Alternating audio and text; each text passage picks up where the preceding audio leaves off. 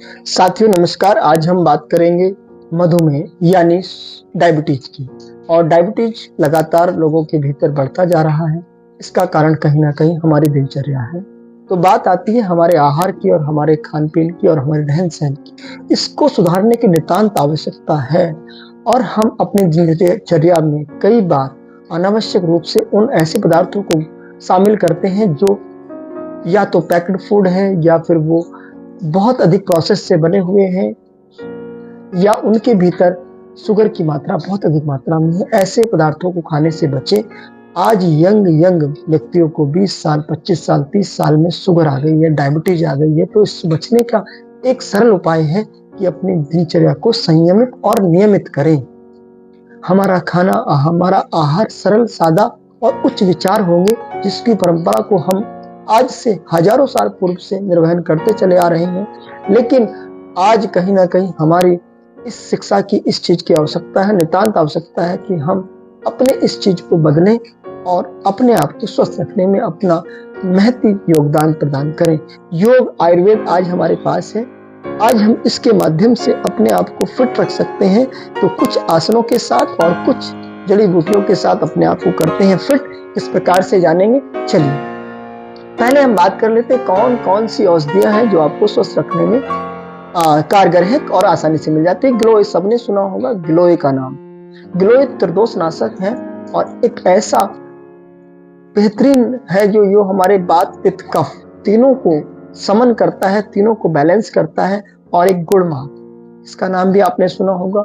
एक होता करेला, मेमोरिडिका, इसका नाम भी आपने सुना होगा। सब्जियों में बहुत सारा यूज करते हैं। तो इन सब चीजों को, जामुन है ना, बरसात के दिनों में आता है, तो इसकी गुठली का चूर्ण बनाकर ले सकते हैं। जामुन का फल आप सेवन कर सकते हैं। नींद और विजय साग, ये भी ऐसी आयुर्वेदिक हर्ब्स हैं जिनको हम अपने आहार में, अपने जीवन में शामिल कर लेने से हम मधुमेह रोग पर नियंत्रण पा सकते हैं।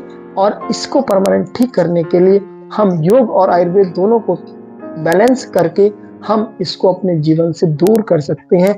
मधुमेह आपसे हो जाएगा दूर। तो उसके लिए करना होगा आपको योग। कैसे करेंगे योगासन? तो सबसे पहले हम आ जाएंगे वज्रासन में। वज्रासन में बैठेंगे, घुटनों पर खड़े होकर हम कुछ अभ्यास कर लेते हैं, जैसे उष्टासन।